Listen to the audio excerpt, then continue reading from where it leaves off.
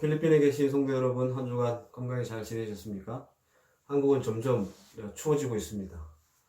우리 필리핀에 계신 성도님들, 아직 코로나 사태 중에 있으니 늘 건강 유의하시고, 또 매주마다 선포되는 말씀으로 말씀의 은혜를 붙잡고 살아갈 수 있는 여러분들 되셨으면 좋겠습니다. 오늘은 생계 중심적인 성도라고 하는 제목으로 하나님의 말씀을 함께 나누고자 합니다. 함께 보실 말씀은 누가복음 5장 1절에서 8절까지입니다. 함께 하나님의 말씀을 봉독하시겠습니다. 무리가 몰려와서 하나님의 말씀을 들을새 예수는 게네사렛 호수에 서서 호숫가에 배 두 척이 있는 것을 보시니 어부들은 배에서 나와 그물을 씻는지라. 예수께서 한 배에 오르시니 그 배는 시몬의 배라.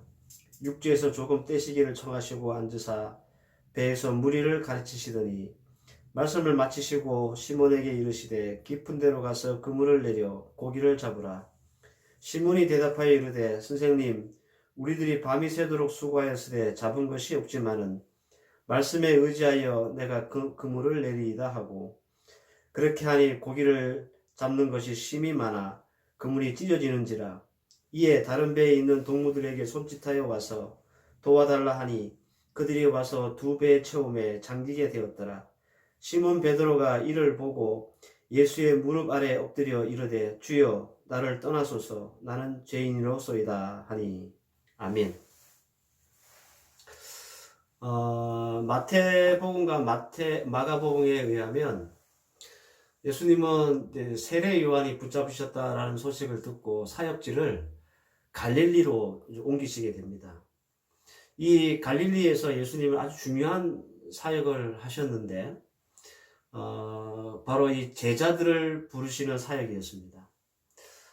누가는 다른 복음서의 저자들과는 달리 비교적 예수님이 제자들을 부르신 사건에 대해서 자세히 기록해 두었습니다. 그 대표적인 예가 오늘 우리가 함께 읽었던 본문에 나오는 베드로입니다. 베드로는 예수님의 수제자이죠. 그리고 위대한 사도입니다. 근데 이 사람이 어떤 상황 속에서 어떤 과정을 통해서 예수님의 제자가 되었는지 사실 누가가 아니면 우리는 알 수가 없습니다. 저는 성경이 베드로의 부르심, 제자로서 예수님이 이 베드로를 부르신 사건을 기록한 것에는 특별한 이유가 있다라고 저는 믿습니다. 당연히 이 베드로의 부르심에 대한 말씀이 기록해 둔 이유는 이 말씀을 통해서 오늘 우리에게 주시고자 하는 말씀의 교훈도 분명히 있을 것입니다. 우리가 제일 먼저 주목해 봐야 할 부분은 원래 베드로라고 하는 사람은 어떤 사람이었는가입니다. 오늘 말씀의 제목처럼 베드로는 참 지독하게도 생계 중심적인 사람이었다라는 겁니다. 어느 날 예수님께서 갈릴리 호숫가에서 말씀을 전하셨습니다. 당연히 그 동네 사람들은 예수님께 많은 관심을 가졌고 또 예수님께 몰려와서 말씀을 들었습니다. 성경에는 그 상황을 뭐라고 표현했느냐면 무리가 옹이하여 라고 했습니다. 적지 않은 사람들이 예수님 주변에 몰려와서 예수님을 둘러쌌다, 그런 말이에요. 조용했던 갈릴리 작은 어촌에 사람들이 여러 몰려왔으니까 분명히 그 분위기는 시끌벅적하고 왁작지껄하고 하는 그런 분위기였을 거예요. 그런데 이런 분위기와는 안 한 것 없이 오직 그물을 씻는 일에 몰두하고 있었던 사람이 있었는데 바로 그 사람이 베드로였다라는 겁니다. 이 베드로의 모습이 우리가 성경에서 처음 만나는 베드로의 첫 인상 혹은 첫 모습입니다. 보통 사람들은 어느 날 갑자기 막 사람들이 몰려오고 또 웅성웅성거리고 그런 좀 시끌벅적한 분위기가 만들어지면 사람이 궁금해서라도 이거 뭔 일인가 싶어서 적어도 한 번쯤은 와 볼만 한데 말입니다. 베드로는 그런 분위기에 아랑곳 않고 미동도 하지 않고 원래 자기가 해야 될 그물을 씻는 일에 열중하고 있었다라는 겁니다. 이걸 독하다고 해야 될지 아니면 관심이 없다고 해야 될지 잘 모르겠습니다. 적어도 베드로는 예수님에게 그렇게 큰 관심이 없었던 것만큼은 분명해 보입니다. 그저 베드로에게는 생계를 유지하는 것이 중요했고 그 생계를 유지하는 가장 중요한 수단인 그물을 잘 정리해 두는 것이 무엇보다도 중요했기 때문에 어떻게 하면 잘 먹고 살 수 있을까라고 하는 생각 외에는 뭐 별다른 예수님이 그 갈릴리 오천에 오셨는데도 불구하고 그리고 많은 사람들이 모여서 웅성웅성하고 있는데도 불구하고 별로 관심을 보이지 않았다라는 겁니다. 이런 상황을 성경은 아주 덤덤하게 기록합니다. 1절에서 2절 말씀 다시 읽어드리면 무리가 옹이하여 하나님의 말씀을 들을새 예수는 게네사렛 호숫가에 서서 호숫가에 두 배가 있는 것을 보시니 어부들은 배에서 나와서 그물을 씻는지라. 그냥 아주 심플하게 간단하게 그 상황을 묘사하고 있지만 보통 사람이라면 참 이러기는 쉽지 않겠다라는 겁니다. 어떻게 보면 참 베드로는 먹고 사는 일만 생각하는 참 재미없는 사람처럼 보이기도 합니다. 저는 이런 베드로를 생계 중심적인 사람이다라고 부르고 싶습니다. 그리고 베드로의 이런 생계 중심적인 모습은 어쩜 우리의 모습일 수도 있겠다 저도 생각해 봅니다. 사실 원래 우리도 진리보다는 먹고 사는 문제가 더 중요한 사람들이잖아요. 생계를 유지하고 가능케 하는 것을 더 시급하게 생각하는 사람들이 바로 우리입니다. 근데 더욱 좀 안타까운 것은 이런 생계 중심적인 삶이 예수님을 만난 이후에도 여전히 가지고 있는 우리의 모습이라고 했을 때 참 안타까운 일이라고 할 수 있습니다.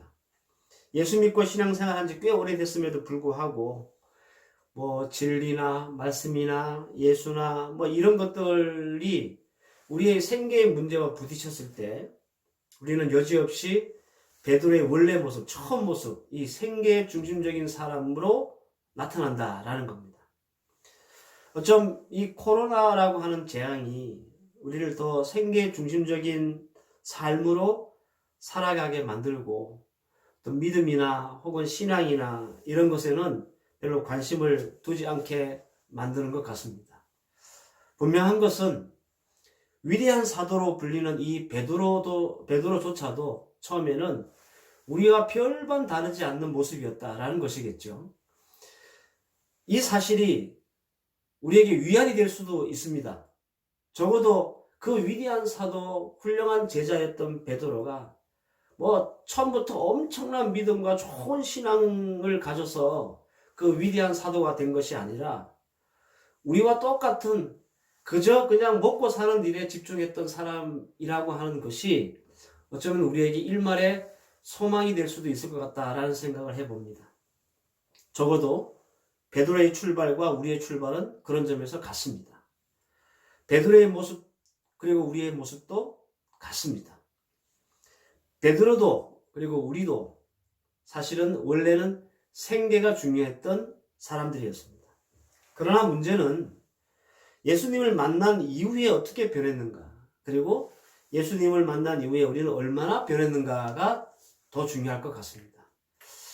부인할 수 없는 사실은 베드로는 예수님을 만난 후에 제자가 되었고 사도로 변했지만 우리는 여전히 예수님을 만나고 예수님을 믿고 신앙생활을 한다고 하지만 여전히 생계 중심적인 성도로 살아가고 있다라는 것이 문제라는 것입니다. 예수님께 눈길도 주지 않았던 베드로가 어떻게 그 위대한 사도가 되었을까? 그리고 왜 우리는 여전히 생계 중심적인 성도로 머물러 있는 걸까? 베드로가 변한 이유는 뭐고 또 우리가 변하지 않는 이유는 뭘까? 그 차이가 무엇인지 저는 오늘 여러분들과 함께 오늘 이 본문을 중심으로 살피기를 원합니다.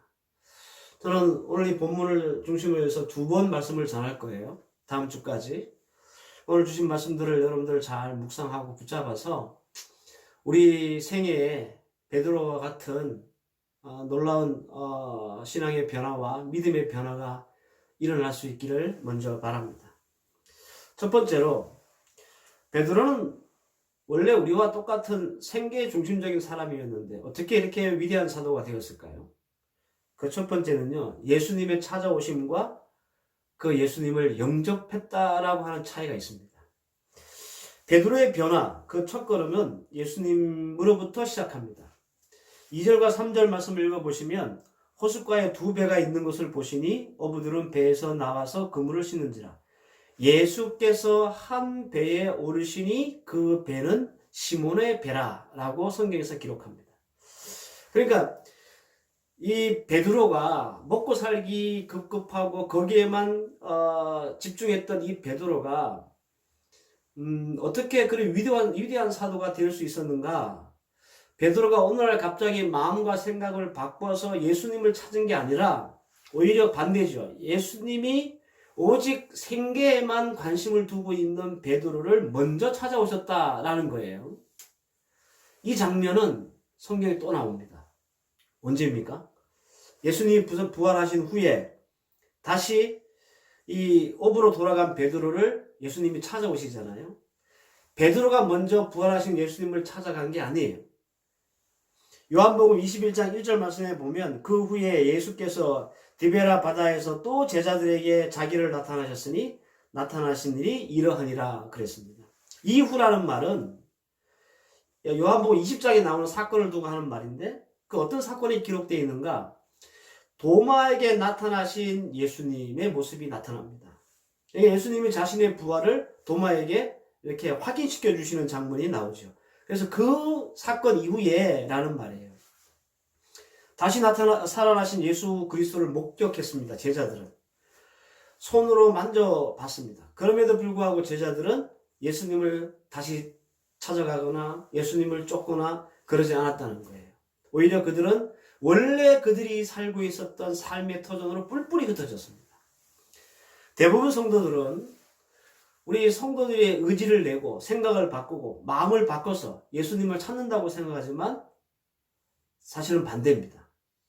우리가 예수를 믿고 교회 다니고 실행생활 하는 것, 그건 내 판단이고 내 의지고 내 생각이고 내 마음, 거기서부터 시작하는 것 같지만 사실은 예수께서 우리를 먼저 찾아오시고 먼저 손 내밀어 주셨기 때문에 이 모든 것들이 가능한 거예요. 생계 중심적이었던 베드로의 변화, 그 첫걸음은 이렇게 예수님이 먼저 베드로를 찾아오시고 베드로의 배에 오르시면서 시작되는 겁니다. 때문에 우리도 그리고 베드로도 출발점이 같아요. 예수님은 언제나 먼저 찾아오십니다. 베드로를 먼저 찾아오셨던 예수님은 동일하게 우리에게도 먼저 찾아오십니다. 우리가 어느 날 갑자기 좋은 마음이 생겨서 내가 예수를 믿어봐야 되겠다. 교회를 다녀봐야 되겠다. 그래서 교회 다녀주고 예수 믿어주는 게 아니에요. 예수님이 먼저 우리를 찾아봐야 되게 찾아와 주셨고 그래서 우리가 신앙생활도 믿음생활도 가능하고 예수 믿는 것도 가능하다라는 겁니다. 그러나 여기까지는 똑같은데 말입니다. 베드로와 우리가 다른 게 있습니다. 뭐냐면 이렇게 찾아와 주신 예수님을 우리가 영접하느냐 영접하지 못하느냐의 차이가 여기서부터 나기 시작하는 겁니다. 그러니까 이 베드로와 우리의 차이가 나는 가장 기본적이고 첫 번째 되는 차이의 원인은 찾아오신 예수님께 대한 예수님께 보이는 반응의 차이가 있다는 거죠. 베드로는 예수님을 영접했습니다. 진리를 받아들였습니다. 그리고 예수님을 따랐습니다. 그러나 우리는 아닙니다. 계시록 3장 20절 말씀에 보면 볼지어다 내가 문 밖에 서서 두드리노니 누구든지 내 음성을 듣고 문을 열면 내가 그에게로 들어가 그로 더불어 먹고 그는 나로 더불어 먹으리라 말씀합니다. 차지도 덥지도 않았던 라오디게아 교회에 책망하시면서 하시는 말씀입니다. 베드로는 예수가 이렇게 이 생계 중심적인 그 베드로의 마음의 문을 두드리고 먼저 찾아왔을 때 그 문을 열고 영접했다는 거예요. 그런데 우리는 그 생계 중심적인 마음의 문을 굳게 걸어 잠그고 예수님께서 열심히 우리를 두들기는데 우리는 절대로 그 마음의 문을 열지 않는다라는 겁니다. 바로 이 차이가 베드로와 우리의 차이라는 거예요.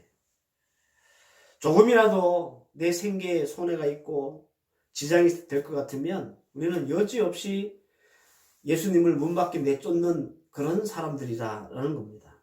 때문에 예수 믿은 연수는 오래됐지만 베드로처럼 우리에게 구체적인 변화가 일어나지 않는다는 것입니다.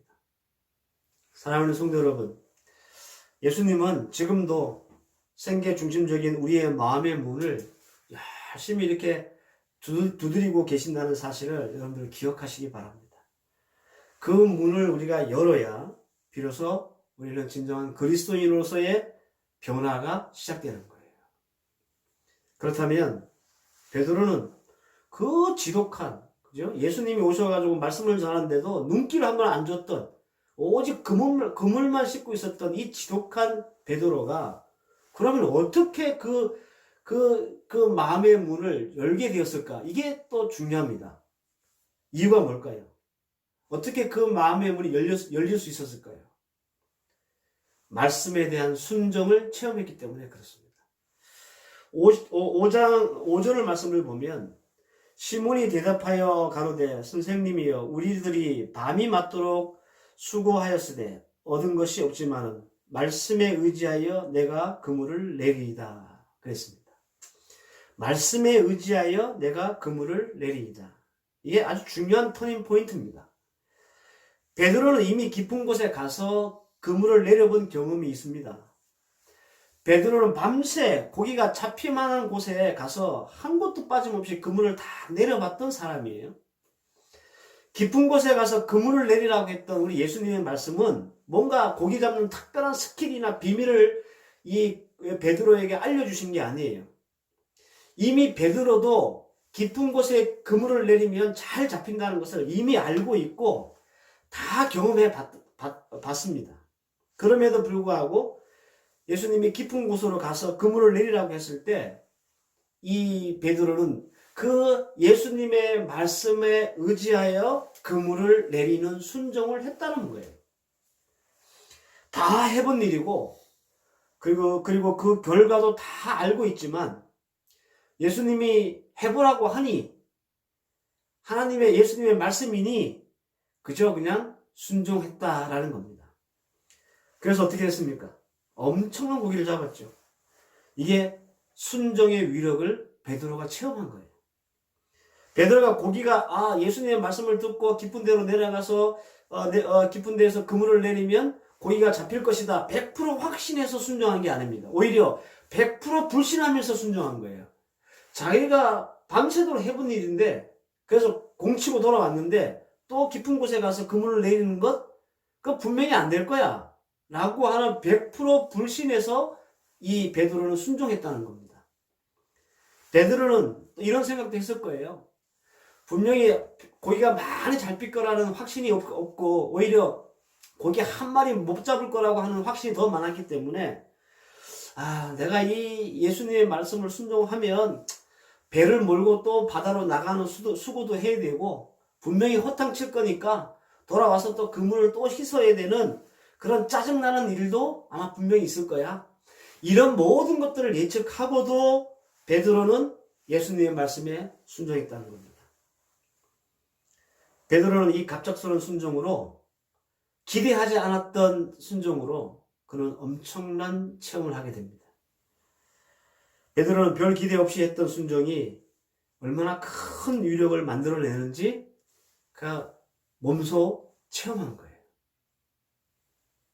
더 나아가서 이 말씀에 의지하여 그물을 내림으로 이 순종함으로 얻었던 그 체험은 예수 그리스도를 영접하게 되는 계기가 되었다라는 것입니다. 이로 인해 지독하게 생계 중심적인 사람 베드로가 예수님의 수제자로 위대한 사도로 변할 수 있었다라는 겁니다. 여러분들 그렇다면 우리는 여전히 생계 중심적인 성도입니까? 오늘 이 베드로가 우리에게 그 답을 주고 있습니다. 말씀에 제대로 순종해 본 경험이 없고, 순종의 경험이 없으니 순종의 체험도 없고, 순종의 체험이 없으니 먼저 우리에게 찾아오셔서 우리의 마음의 문을 두드리고 계신 그 예수님을 영접하지 못한다라는 겁니다. 예수를 제대로 영접한 사람은요, 누구나 변하게 되어 있습니다. 여기 베드로처럼. 비록 지독한 생계 중심적인 사람 베드로였지만 예수님을 제대로 만나고 영접하니까 어떻게 돼요? 사람이 변해요. 여러분, 돈만 알고 있었던, 돈이 최고였던 삭개오가 예수님 만나고 어떻게 됐습니까? 변했습니다. 살기 등등했던 바울이 어떻게 됐습니까? 예수님 만나고 위대한 사도로 변했습니다. 변하지 않는다면 그것은 예수님의 능력이 부족하거나 모자라서가 아니라 우리가 순종하지 못함으로 체험이 없어서, 그 체험이 없기 때문에 우리가 예수 그리스도를 긴가민가 하기 때문에 우리에게 이런 변화가 일어나지 않는 거예요. 필리핀에 계신 우리 성도 여러분, 코로나 때문에 생계가 우리는 더 압박을 받고 있습니다. 지금으로서는 어떻게든지 살아남아야 되겠다라고 하는 생각밖에 못 하실 것 같아요. 그래서 하루하루를 그런 마음가짐을 가지고 견디고 계실 줄 믿습니다. 그러나 여러분, 오늘 주신 말씀을 곰곰이 한번 묵상해 보셨으면 좋겠습니다. 먹고 살기 힘들다는 이유가 말씀을 저버리는 이유가 아니라, 그럼에도 불구하고 이 베드로처럼 말씀에 의지하여 그물을 내려보겠습니다 라고 하는 이 베드로처럼 우리도 지금 코로나 때문에 먹고 살기 힘들고 하루하루 견디기 힘들지만, 그리고 내가 예전에 다 해본 일이지만 하나님의 말씀 붙잡고 하나님 말씀에 의지해서 나도 뻔하게 안 될 줄 알고 있지만 그래도 하나님 말씀이니까 내가 순종 한번 해보겠습니다 라고 하는 이 순종의 믿음이 우리에게 필요하다는 거예요. 이 순종의 믿음이 우리에게 있으면 베드로가 그랬듯이 우리에게도 동일하게 그 그물에 고기가 찢어지도록 잡힐 수 있는 놀라운 체험도 하나님께서 우리에게 허락해 주실 줄 믿습니다.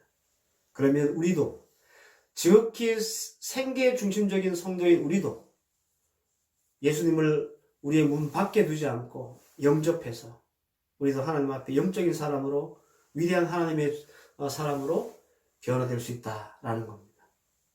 사랑하는 성도 여러분, 우리는 아직도 코로나의 어려움 가운데 있습니다. 그래서 우리가 하나님을 다시 바라보거나 하나님을 신뢰할 수 있는 마음의 여유가 없을 수도 있습니다. 코로나 때문에 우리는 더 생계에 집중해야만 하는 그런 삶을 지금도 우리는 살고 있습니다. 그러나 여러분들, 말씀에 의지하여 그물을 내렸던 이 베드로를 이 한 주간 곰곰이 묵상해 보시기를 바랍니다. 우리가 언제 한 번이라도 하나님 말씀을 제대로 지켜보려고 노력했는가? 한번 우리 스스로를 돌아보고, 비록 지금은 코로나 때문에 더 힘들어졌지만 지금이라도 우리가 하나님 말씀을 붙잡고 순종하려고 노력하고, 그래서 그 순종을 통해서 우리도 그 순종이 우리에게 주는 놀라운 체험도 해보고, 그 체험이 우리에게 생계 중심적이었던 우리의 마음의 문을 열게 해서 예수 그리스도를 온전히 영접하고 예수 그리스도를 온전히 만남으로 우리의 삶에도 하나님이 기대하시는 놀라운 하나님의 사람으로의 변화가 일어날 수 있기를 저는 바랍니다. 이번 한 주도 오늘 주신 말씀 잊지 않고 말씀에 의지하여 그물을 내리는 순종이 여러분들 삶 가운데 나타날 수 있기를 주의 이름으로 축원합니다. 기도하십시다. 하나님, 베드로의 순종은 확신에 찬 순종이 아니었습니다. 오히려 불신의 순종이었습니다. 그럼에도 불구하고 말씀에 순종했던 베드로에게 하나님은 그물이 찢어질 정도의 놀랄만한 고기를 잡게 하셨습니다. 그 고기를 잡은 사건 하나가, 그 체험 하나가 강팍하고 생계 중심적이었던 베드로의 마음의 문을 열고 예수 그리스도를 영접하게 했고, 그로 말미암아 그는 위대한 하나님의 사람으로, 사도로 세워지게 되었습니다. 오늘 이 말씀을 듣는 필리핀에 있는 우리 모든 성도들, 비록 코로나로 인해서 우리가 더 생계에 집중해야만 하는 그런 삶을 살 수밖에 없지만 오늘 말씀 잘 묵상하고 붙잡아서 우리의 삶에도 하나님 말씀 의지하고 순종함으로 그 하나님이 우리에게 주시는 놀라운 엄청난 고기를 잡는 그런 체험도 하게 하시고 이 체험이 예수 그리스도를 온전히 만나게 하는 통로가 될 수 있도록 주여 도와 주시옵소서. 이제는 우리 주 예수 그리스도의 은혜와 성부 하나님의 무한하신 사랑과 성령의 인도하심과 교통하심과 섭리하심이 하나님 말씀을 순종하여 주님을 온전히 만나기 원하는 하나님의 귀한 백성들 머리 위에와 이들의 가정과 자녀와 학업과 사업 위에 이제로부터 영원까지 함께 계실지어다. 아멘. 학업과